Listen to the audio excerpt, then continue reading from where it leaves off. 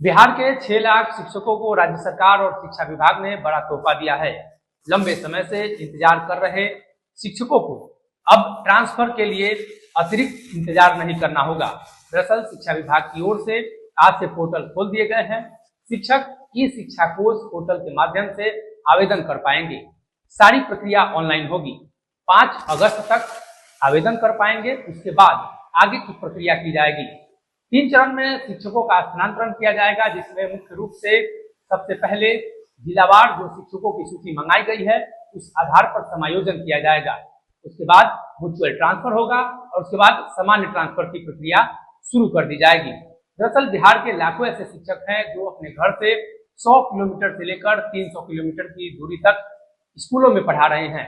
उनके साथ कई तरह की समस्याएं हो रही थी, जिसको लेकर लगातार शिक्षा विभाग से वो गुहार लगा रहे थे।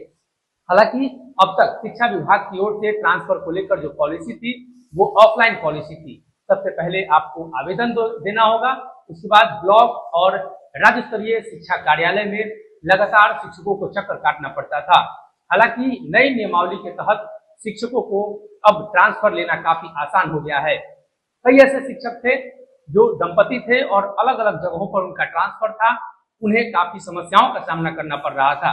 साथ ही गंभीर बीमारी से ग्रसित शिक्षकों को भी कई तरह की समस्याओं का सामना करना पड़ता था। हालांकि टीआरई 3 में जो शिक्षक इस बार बहाल हुए हैं उनको भी इसका फायदा मिलेगा और आने वाले दिनों में शिक्षा विभाग कई नई नीतियों पर काम कर रही है। बिहार के शिक्षा मंत्री मिथिलेश तिवारी ने स्पष्ट तौर पर यह निर्देश दिया है कि कोई भी शिक्षक ट्रांसफर को लेकर किसी भी कार्यालय में किसी भी तरह की घूस की अगर मांग की जाए तो उसकी जानकारी वो देंगे और घूस देने वाले और लेने वाले दोनों पर शिक्षा विभाग कार्रवाई करेगी।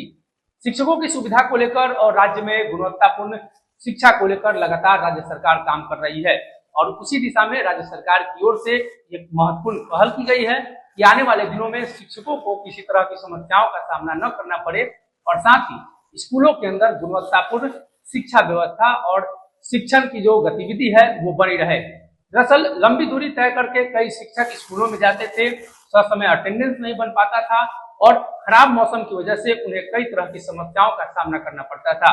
हालांकि राज्य सरकार की ओर से जो नई नीति लाई गई है इससे शिक्षकों को काफी फायदा होने वाला है।